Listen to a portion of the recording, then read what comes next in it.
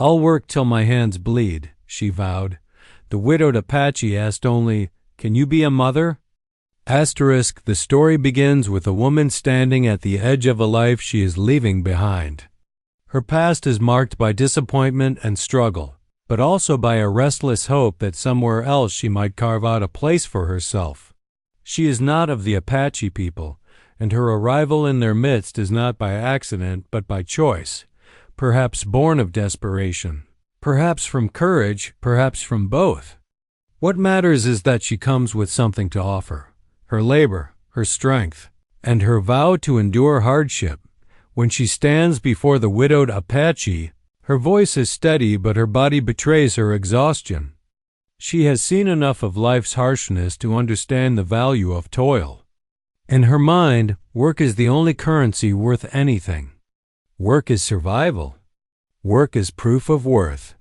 So she speaks in the only terms she knows: "I'll work till my hands bleed."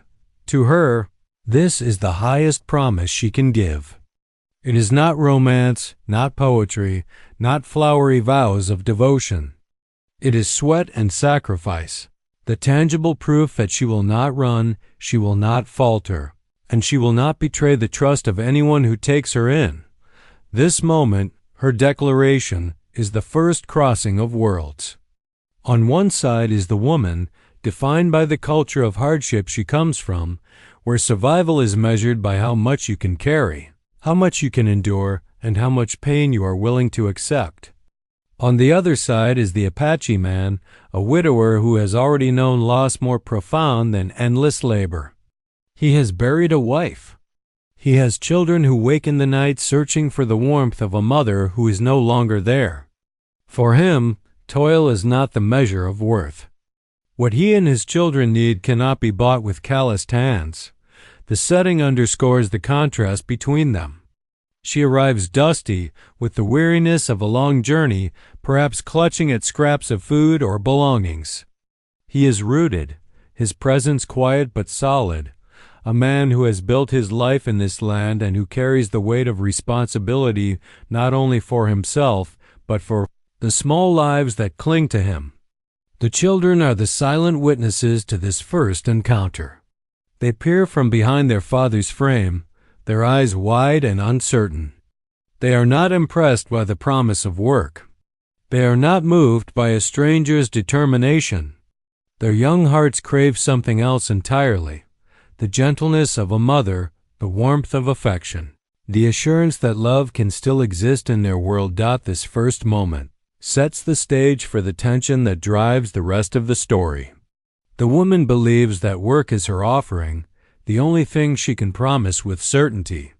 The Apache man listens but does not respond with admiration or acceptance. Instead, his silence stretches, heavy with meaning.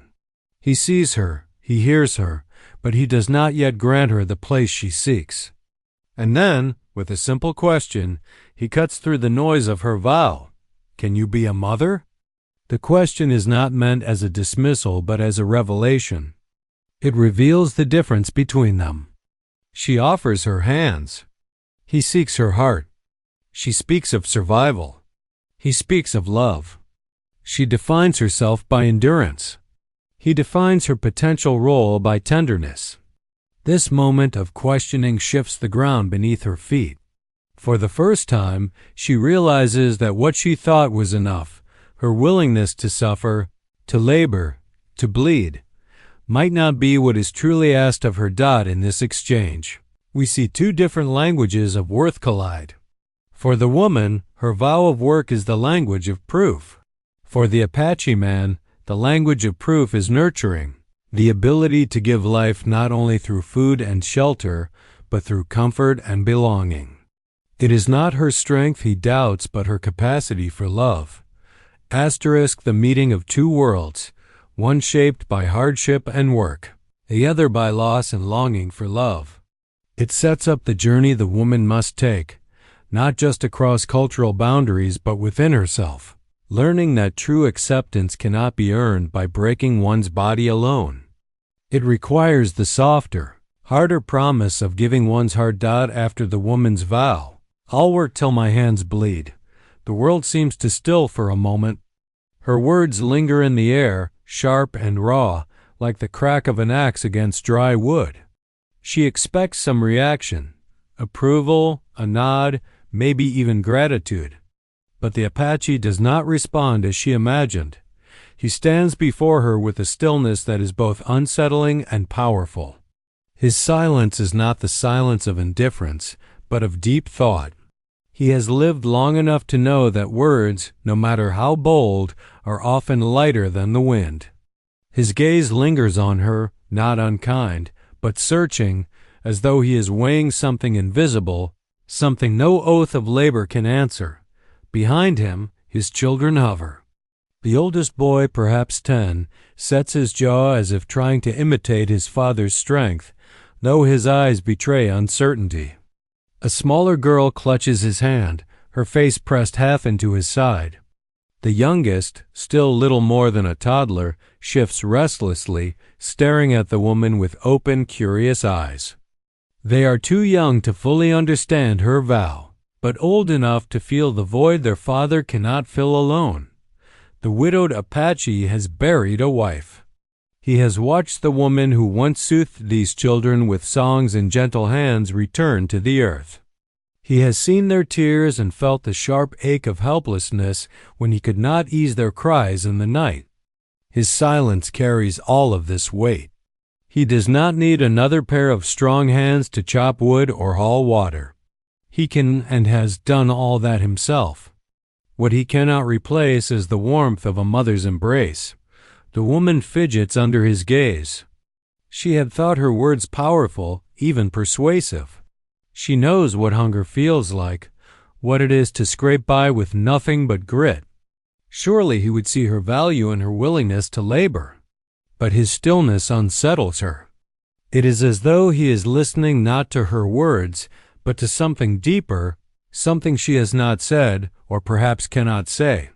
Finally, his voice breaks the silence. It is low and measured, carrying the weight of a man who does not waste breath on empty words. "Work," he says, pausing long enough for the word to echo in her mind. His eyes flick briefly to his children, then back to her. Work is not enough. The woman blinks, startled. Not enough?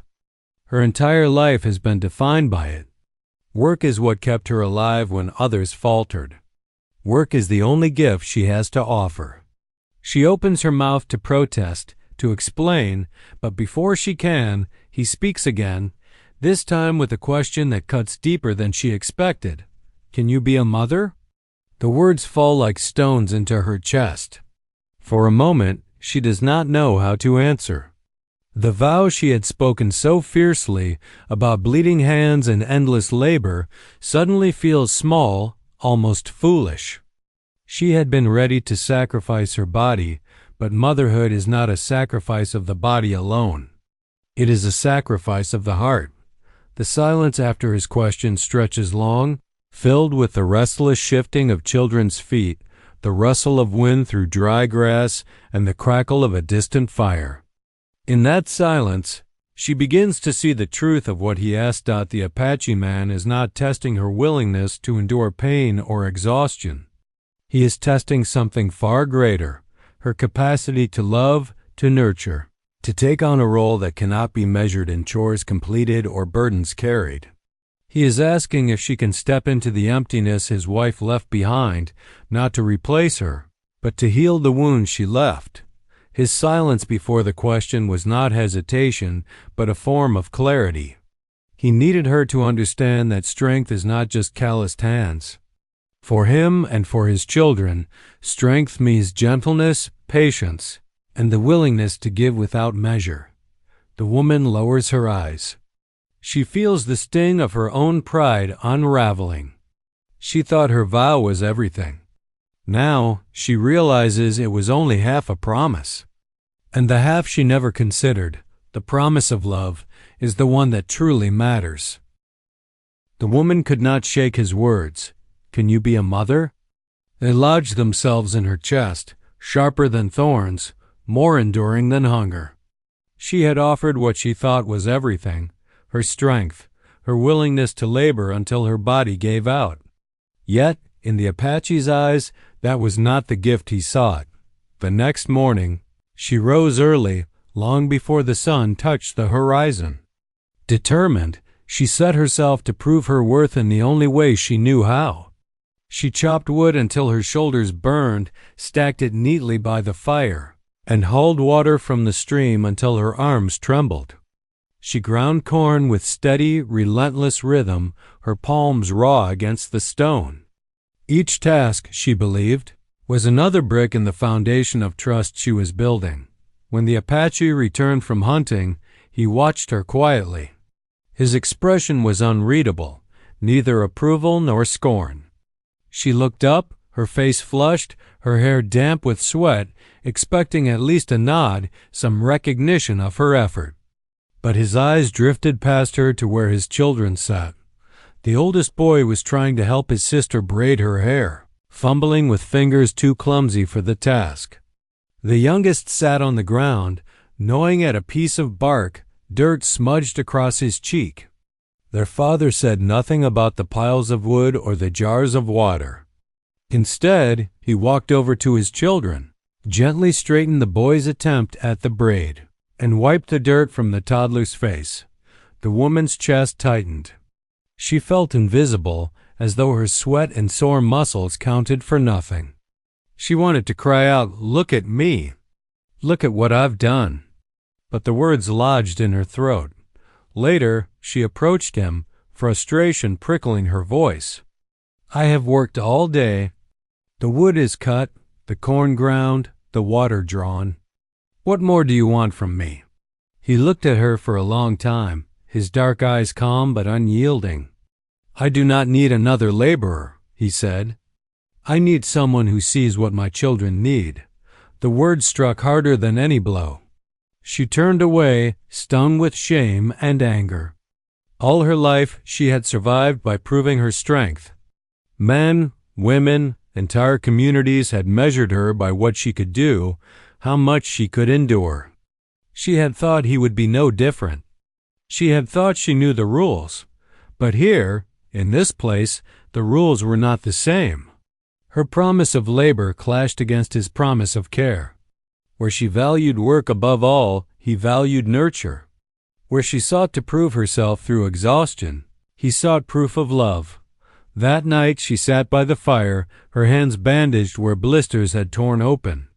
The children lay close to their father, their small bodies curled against his warmth. She stared at the flames, her chest heavy with confusion. Was she enough? The question haunted her. She wanted to belong, to be accepted, but the path she knew, the path of sweat and toil, was not the path he asked her to walk. His promise to his children was not to find them another worker, but to give them back a mother's presence. The clash was not only between her vow and his need. It was within herself. Could she give more than her labor? Could she offer tenderness when she had spent so many years building walls of endurance? She did not know. The thought of it terrified her more than bleeding hands ever could. But as the fire crackled and the children breathed softly in their sleep, she realized something. His question was not a demand but an invitation. He had not dismissed her. He had not turned her away. Instead, he had asked if she could rise to something greater than work. Her promise of endless toil had brought her to his door. His question, "Can you be a mother?" would decide whether she stayed.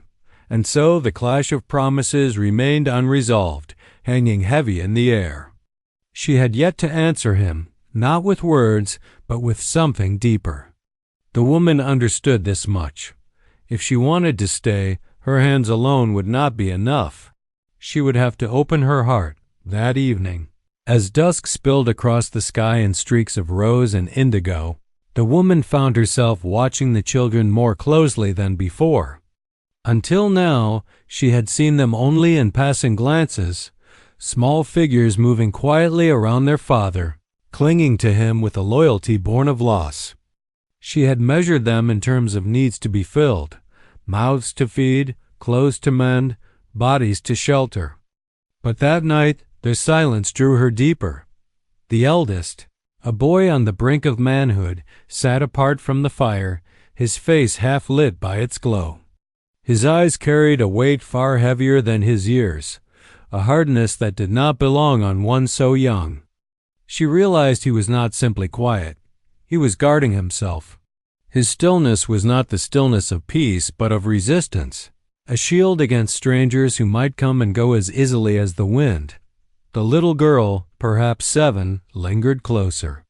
She busied her small hands with braiding grass into uneven cords, but her gaze often flickered upward, darting toward the woman and then quickly away. There was longing in her movements, an unspoken desire to be noticed, to be seen. Yet every time the woman's eyes met hers, she dropped her gaze, as though afraid of being caught wanting too much. And then there was the smallest, a boy barely 3. He had no words for grief, only restless energy and sudden cries when shadows stretched too long. He toddled unsteadily around the fire, clutching a stick as though it were a sword, occasionally stumbling into his father's lap. Each time, the Apache steadied him with quiet patience, never once scolding, never once sighing. The boy's laughter, brief and fleeting, cut through the heaviness like a fragile bird's song. As the woman observed them, she began to understand what their father had meant. Work alone could not reach them. Her bleeding hands could not dry their tears, nor could her strength banish the loneliness etched in their faces. Later, when the fire burned low and the stars crept out, the girl grew restless. She shifted closer to her father, her small body pressing against his side. Her fingers curled into his sleeve, but her eyes drifted to the woman. They were wide, uncertain, but filled with a question that needed no words. "Can you love me?" The woman's breath caught. It was not the gaze of someone asking for food or shelter. It was not the gaze of someone impressed by chores done or wood chopped. It was the gaze of a child searching for a mother. The eldest boy noticed too. His jaw tightened, and he pulled his sister back gently, protectively, as though to shield her from disappointment. His glare toward the woman was not cruel but cautious. He was old enough to remember the warmth of their mother's arms, old enough to feel the hole she left behind. To him, the woman was a stranger making promises she did not yet understand. The woman looked away, ashamed of the hollowness in her chest. She wanted to promise the girl everything: comfort, love, security, but she did not know if she had such gifts to give. Her life had been a series of battles fought with grit and willpower. Tenderness had been left behind long ago, buried beneath layers of survival. Could she unearth it again? When the children drifted off to sleep, she remained awake, her gaze fixed on the glowing embers. Their eyes haunted her. The girl's longing, the boy's guarded suspicion, the toddler's innocent trust. Each gaze told a story, each one asking her a question she had not prepared to answer. It was in that quiet moment that she realized the true measure of her promise would not be the piles of wood she cut or the meals she prepared. It would be in whether she could meet those eyes without flinching, whether she could fill the silence of their nights with more than the sound of labor, whether she could give them what no work alone could supply, the comfort of a mother's presence. For the first time since she arrived, the woman's vow felt insufficient. Her hands might bleed from work, but unless her heart bled love, patience, and tenderness, she would never truly belong. And so, as the fire dimmed and the children dreamed, she whispered to herself a new kind of promise, one not spoken aloud. I must learn to see them, truly see them. The next days tested the woman in ways she had not expected. Determined to prove her worth, she redoubled her efforts, throwing herself into every task with a stubbornness born from fear of rejection. At dawn, she rose before the Apache and his children, her breath forming clouds in the chill air. She split logs until her palms blistered anew. She carried water until her shoulders ached, filled clay jars, then carried them again because she believed the weight itself was proof of her determination. When meals were needed, she worked tirelessly over the fire, grinding and stirring, her hands moving in mechanical rhythm. By midday, her body screamed, but she did not stop. Every swing of the axe, every heavy step with the water jars, every scrape of stone on corn felt like a hammer striking an anvil, forging her promise into reality. She thought that if she could work harder than anyone else, if she could show her unyielding will, she would earn her place among them. But when she paused to catch her breath, her eyes drifted to the children. And what she saw troubled her. The boy still watched her with suspicion, his arms crossed, his small chin set like flint. He seemed to be measuring her not by what she carried or cut, but by how she moved around his siblings. The girl no longer looked at her openly, but out of the corner of her eye, the woman caught her peeking, curiosity hidden beneath layers of shyness. The toddler, restless as ever, laughed when their father played with him. But when she drew near, he pulled back, clutching at his father's leg. It was then she understood. Her bleeding hands could not bridge the distance between them. That night, as they ate by the fire, the woman placed bowls of food before the children. The little girl murmured a thank you, polite but hesitant. The boy took his without a word, his eyes downcast.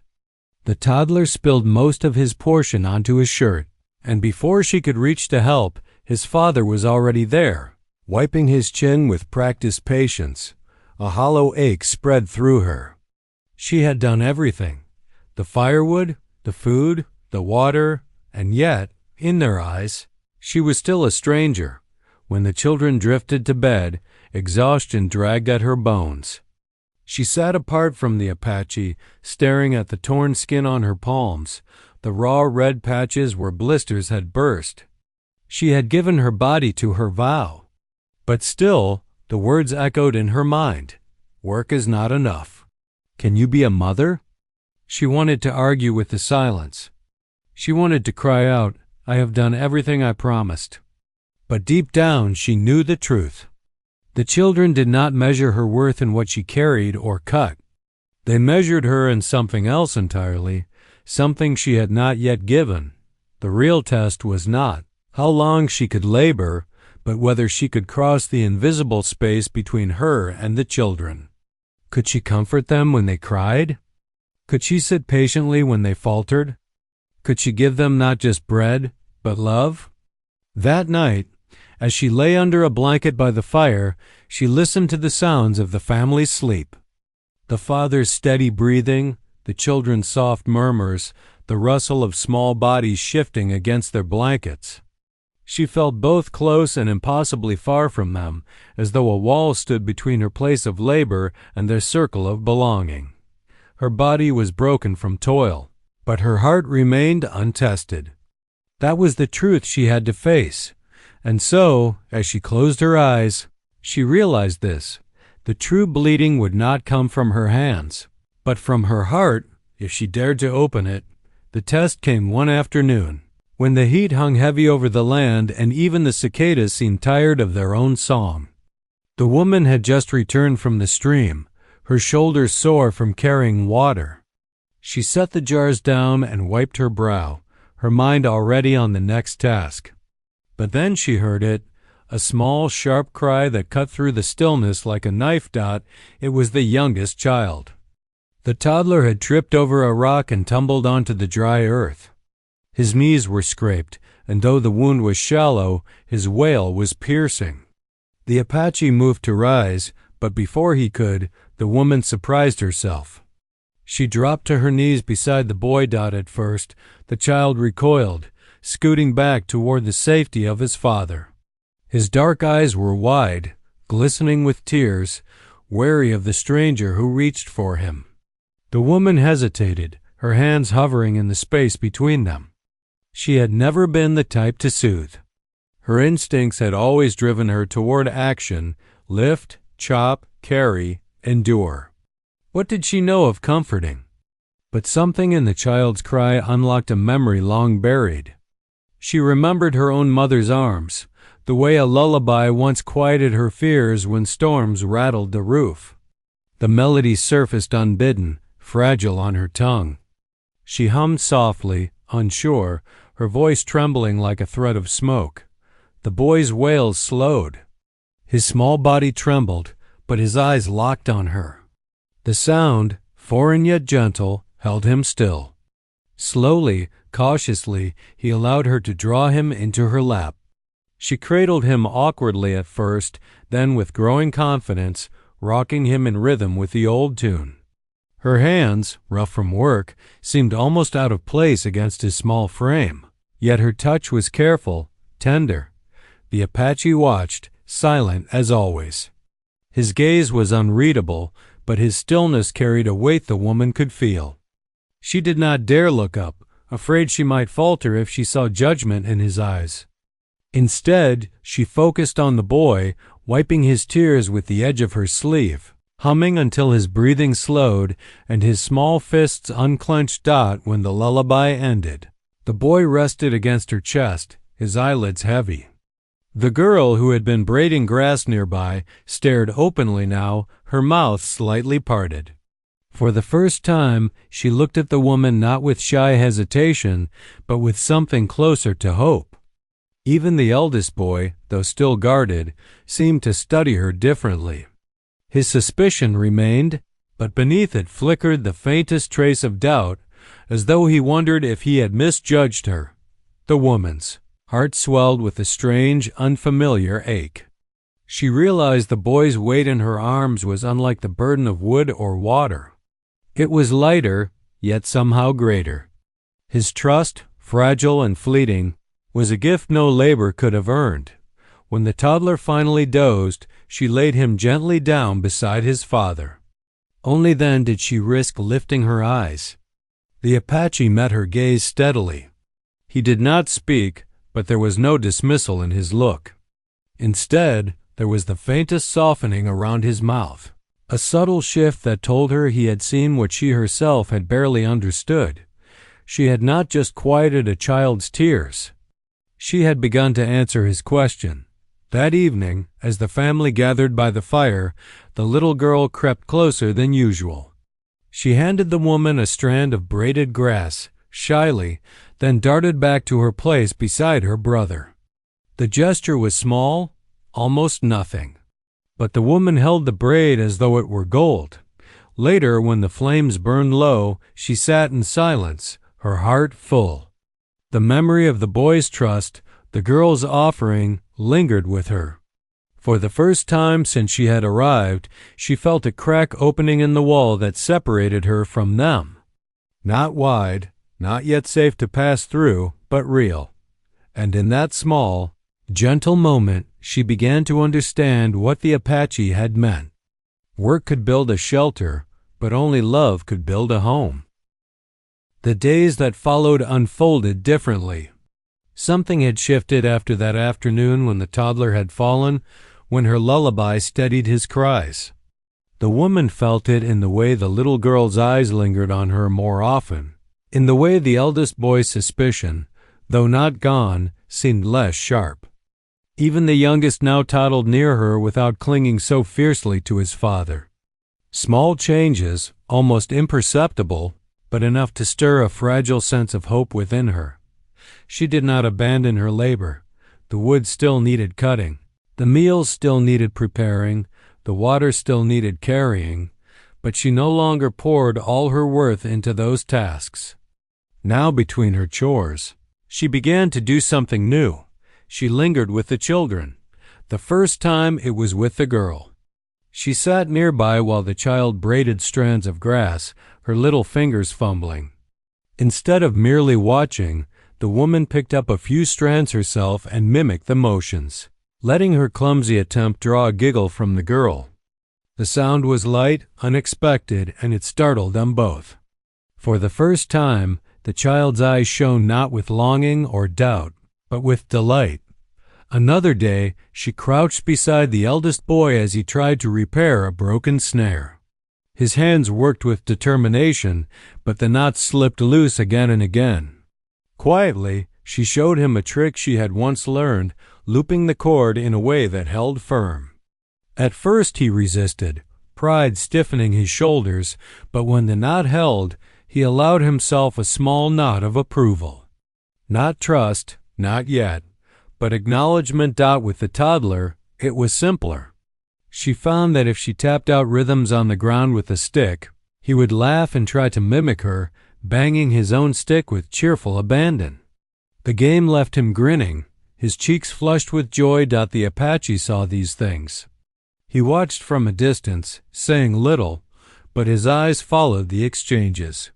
He saw the way his daughter's shoulders relaxed in the woman's presence, the way his eldest son no longer stood quite so rigid, the way his youngest's laughter rang more freely. And slowly, his silence began to change. One evening, after the children had eaten and settled, he sat beside the fire opposite the woman. His gaze lingered on her as she patched a torn shirt with clumsy stitches. Finally, he spoke. "You work hard," he said, the words deliberate, weighted. She looked up, startled. Praise from him was rare. She gave a small nod. "I told you I would." He studied her, the firelight flickering across the planes of his face. Then his eyes shifted toward the children, curled together beneath their blankets. "But now you do more than work," her breath caught. It was not much, but in his words lay the acknowledgment she had longed for, though not in the form she had once imagined. He was not praising her labor. He was recognizing her growing role in his children's lives. The moment hung heavy between them, fragile as spun glass. She wanted to ask him what he saw, what he thought of her now. But she held her tongue, afraid to press too hard. Instead, she let silence speak for her. Over the following weeks, their rhythm deepened. She no longer felt the desperate need to prove herself through exhaustion alone. She found balance, work in the morning, care in the afternoon, laughter at dusk. The children responded in kind, opening slowly like buds turning toward the sun. The eldest still guarded himself, but now he asked her questions in the evenings about knots, about tools, about the songs she hummed. The girl began to braid her hair and leave the grass braids on the woman's lap as quiet offerings.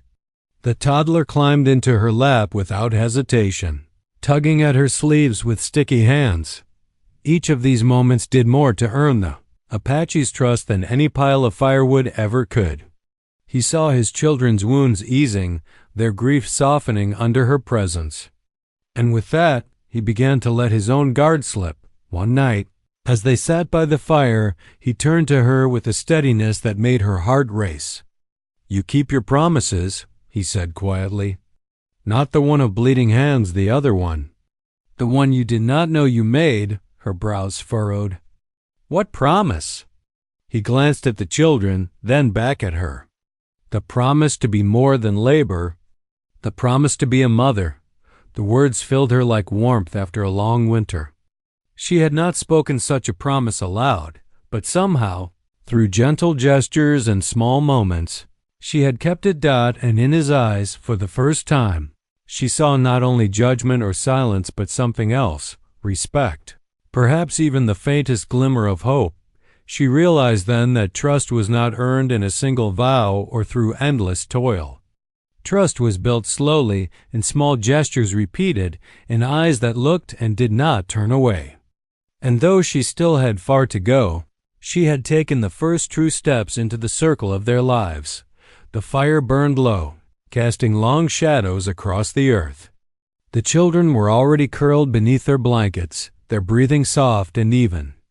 The Apache sat nearby, silent as always, but there was no tension in his stillness tonight. It was the silence of a man watching, waiting, considering. The woman sat across from him, her hands resting in her lap. They were no longer smooth.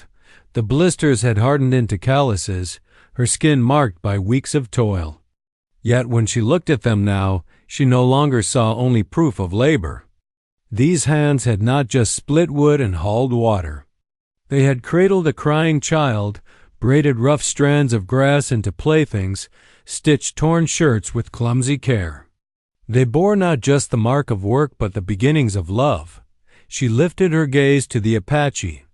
His eyes, dark and steady, met hers across the flames.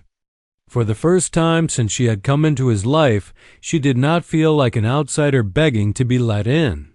She felt something shift, as though she was already inside the circle, even if only at the edge.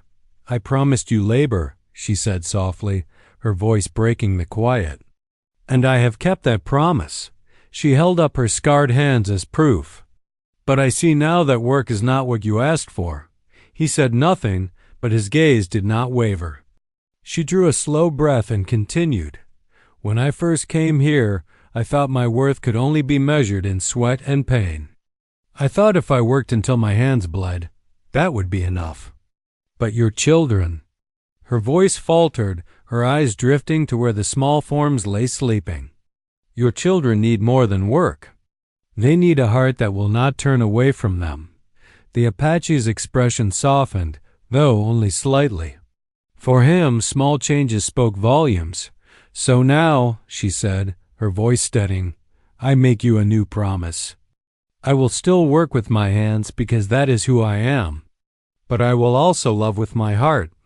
I will not just feed you children or clothe them. I will see them, comfort them, guide them. If you'll allow it, I will be a mother to them." The words hung in the air, fragile and daring. She had not spoken them lightly. They cost her more than any labor ever had, for they required her to offer not just her strength, but her vulnerability, the part of her that could be hurt, rejected, broken. For a long moment, the Apache said nothing.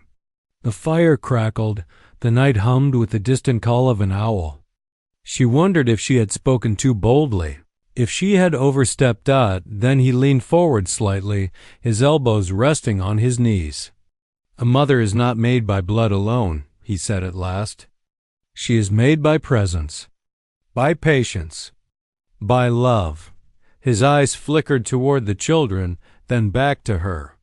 "You have begun to show these things." Her heart leapt. But she forced herself to stay still, to listen. "I cannot promise you an easy path," he continued. "They will test you.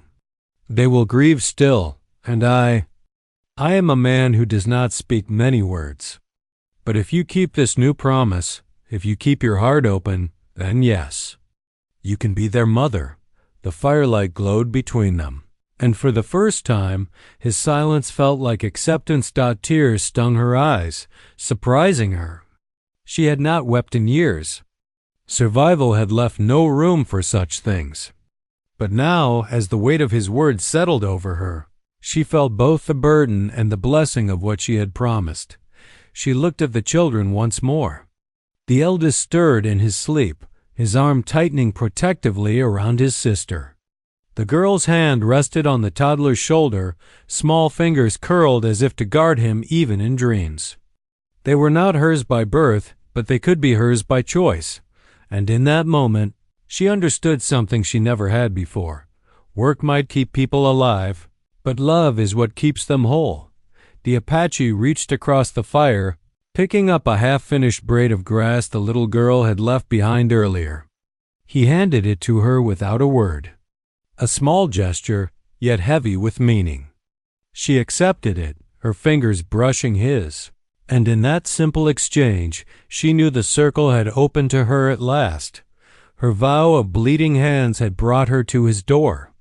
But it was this new promise, spoken not with strength alone, but with love, that gave her a home.